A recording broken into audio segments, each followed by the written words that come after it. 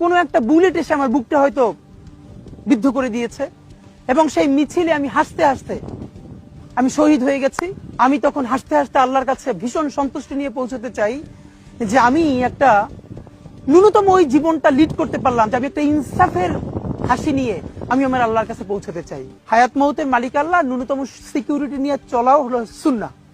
কিন্তু আমাদের লড়াইটা হলো, আমার মা স্বাভাবিকভাবেই কান্নাকাটি করেন, আমার পরিবার সবাই। তো আমি আমার মাকে বলেছি যে দেখো, মানে আমরা যে লড়াই নেমেছি, আমার একটা মনে হয় কি কোনো রাজনীতিবিদের না বাসায় মৃত্যুটা হইতে পারে না, এটা কোনো ভালো মৃত্যু না।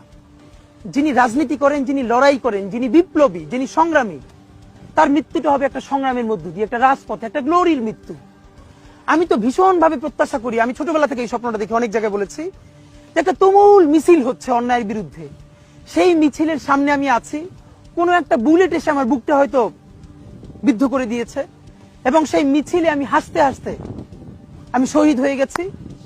এবং সবাই যখন মৃত্যুটাকে ভীষণ ভয় পায়, আমি তখন হাসতে হাসতে আল্লাহর কাছে ভীষণ সন্তুষ্টি নিয়ে পৌঁছতে চাই যে আমি একটা ন্যূনতম ওই জীবনটা লিড করতে পারলাম, যে আমি একটা ইনসাফের হাসি নিয়ে আমি আমার আল্লাহর কাছে পৌঁছতে চাই।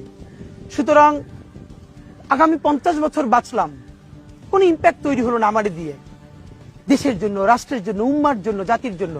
কিন্তু আমি ধরেন 5 বছর বাঁচলাম, সেটার মধ্য দিয়ে যদি আগামী 50 বছরের ইম্প্যাক্ট তৈরি হয়, তাহলে অনেকদিন বেঁচে থাকায় কি সাফল্যের বলেন? শহীদ প্রেসিডেন্ট জিয়াউর রহমান কয়টা দিন বেঁচেছেন, কিন্তু ভাবেন আজকে পর্যন্ত উনি আমার অনুপ্রেরণা।